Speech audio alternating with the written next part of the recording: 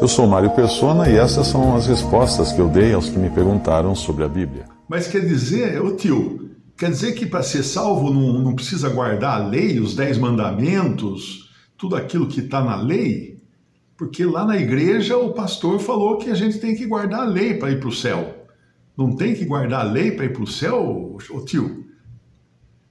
Se ficar alguma dúvida, eu vou ler alguns versículos que deixam muito claro que o cristão não está debaixo da lei, porque a lei exigia a morte do transgressor. O transgressor tinha que morrer, simples assim. A mulher que adulterasse, o homem que adulterasse, tinha que ser apedrejado até a morte. Por isso que tem aquela passagem em que os fariseus quiseram pegar o Senhor Jesus em alguma falta e levaram a mulher adúltera, dizendo que ela tinha sido pega em flagrante adultério. Ora, o flagrante adultério precisava ter o homem também, né? Mas provavelmente o homem era daqueles que estavam ali, provavelmente o homem era amigo dos fariseus, então não esteve naquele evento.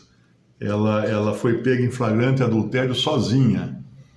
Mas a pena era o apedrejamento. Era o apedrejamento. Por isso que eles tentaram o Senhor Jesus para ver o que ele ia dizer. E ele falou, aquele que estiver sem pecado, atira a primeira pedra. Aí o pessoal sumiu, né? Foi todo mundo embora. Ninguém ali podia se declarar sem pecado. Então a lei, vou ler alguns versículos aqui para tirar de uma vez por todas qualquer dúvida com respeito à lei. Mesmo porque, se você ler o Novo Testamento, as cartas dos apóstolos, você vai encontrar, assim, 9 mandamentos da lei costurados no meio do texto. Menos um. Tem um mandamento da lei que você não encontra nas cartas dos apóstolos. Quem adivinhar ganha um doce. O sábado. A guarda do sábado não é encontrada nas cartas dos apóstolos. Ora, se fosse uma coisa tão importante, como é que eles teriam esquecido da guarda do sábado? Não é?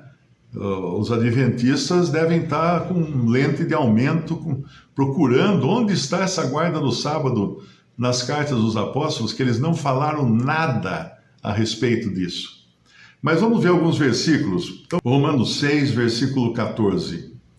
Porque o pecado não terá domínio sobre vós, pois não estáis debaixo da lei, mas debaixo da graça. É pouco isso aí? Então vamos para Romanos 7, versículo 6. Mas agora temos sido libertados da lei, tendo morrido para aquilo em que estávamos retidos, para que sirvamos em novidade de espírito e não na velhice da letra. Que letra? A letra da lei. E mais um, em Romanos capítulo 7, volta um pouco aí no versículo 4. Assim, meus irmãos, também vós estáis mortos para a lei pelo corpo de Cristo, para que sejais de outro, daquele que ressuscitou dentre os mortos, a fim de que demos fruto para Deus. Mortos para a lei. Mas Gálatas 2, versículo 19, ele fala basicamente a mesma coisa, porque eu, pela lei, estou morto para a lei, para viver para Deus. Gálatas 3, versículo 13, Cristo nos resgatou da maldição da lei, fazendo-se maldição por nós, porque está escrito, maldito todo aquele que for pendurado no madeiro. E Gálatas 3, versículos 24 e 25, de maneira que a lei nos serviu de aio ou de babá para nos conduzir a Cristo, para que pela fé fôssemos justificados.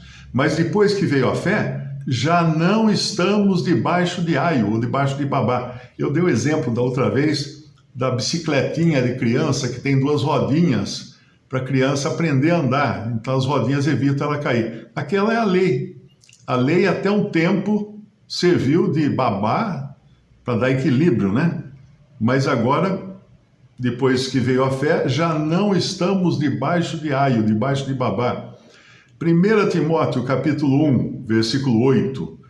Sabemos, porém, que a lei é boa se alguém dela usa legitimamente, sabendo isto, que a lei não é feita para o justo, mas para os injustos e obstinados, para os ímpios e pecadores, para os profanos e irreligiosos, para os parricidas e matricidas, quem mata o pai e quem mata a mãe, para os homicidas. Em Hebreus capítulo 7, versículo 19, porque a lei nenhuma coisa aperfeiçoou, e desta sorte é introduzida uma melhor esperança pela qual chegamos a Deus. Se isso não é suficiente, pelo menos a gente encontra em 2 Coríntios capítulo 3, a lei chamada de ministério da morte, porque ela não tinha capacidade de dar vida para ninguém. 2 Coríntios capítulo 3, versículo 7. E se o ministério da morte, gravado com letras em pedra, veio em glória, de maneira que os filhos de Israel não podiam fitar os olhos na face de Moisés, por causa da glória do seu rosto, a qual era transitória, como não será de maior glória o ministério do Espírito? Porque se o ministério da condenação foi glorioso, muito mais excederá em glória o ministério da justiça. Porque também o que foi glorificado nessa parte não foi glorificado por causa dessa excelente glória. Porque se o que era transitório, provisório, foi para a glória, muito mais é em glória o que permanece.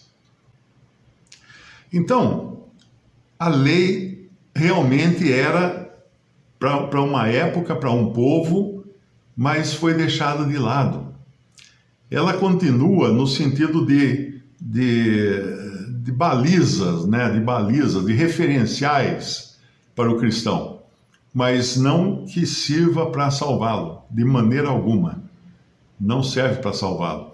Se nós queremos saber qual é a vontade de Deus, está ali também, mas nós sabemos que ela nada pode fazer por nós, porque ela só nos acusa. E a pena para desobedecer à lei, segundo a própria lei, era a morte. E não é isso que nós encontramos agora na graça. Não é isso. A palavra de Deus para o cristão, ela não diz: se você roubar, você vai ser apedrejado. Se você adulterar, você vai ser apedrejado. Isso a lei dizia, né? Se você cometer um pecado grave, você vai perder a salvação. Nada disso. Não tem isso. Na realidade, o sentimento do Senhor, hoje, na atual dispensação, é o seguinte: eu salvei você. Então, o que você pode fazer para viver de acordo com a minha vontade? Aí tem a vontade do Senhor, que tem os mandamentos do Senhor nas cartas, não são os mandamentos da lei, são mandamentos do Senhor. Esses são as exigências, vamos dizer assim, para ter uma vida compatível com agora a família para a qual você foi trazido por graça. Não por guardar a lei, por graça. Você foi introduzido na família de Deus e agora a maneira de agradar a Deus, de viver de uma vida agradável a Deus, é aprendendo o que está nas cartas dos apóstolos, na doutrina dos apóstolos. A palavra doutrina significa ensino. Ensino. Pensa assim, olha, quer ver? Tem um versículo, deixa eu colocar mais um versículo aqui que é muito bonito. Miqueias 7, versículo 18. Quem é Deus semelhante a ti, que perdoa a iniquidade e que passa por cima da rebelião do restante da sua herança? Ele não retém a sua ira para sempre, porque tem prazer na sua benignidade. Esse é o Deus que nós servimos agora. Não aquele que, claro que era o mesmo, né? Mas não no caráter daquele que fez tremer o monte onde foi dada a lei, com raios, trovões e fogo e terremoto, que até se um animal tocasse no monte seria morto. Hoje, Hoje Deus está agindo em graça. O Senhor está agindo em graça. Então ele não tem prazer em matar o transgressor da lei, porque essa carta foi escrita para salvos. Foi escrita para salvos. Então o salvo sabe que existe uma maneira de andar, de caminhar, de viver nesse mundo que é agradável a Deus, porque existem indicações, inclusive da lei, mas nada disso pode salvar, porque a carta já é escrita para salvos, para quem já foi salvo. Visite respondi.com.br. Também 3minutos.net. Baixe os e-books ou adquira os livros.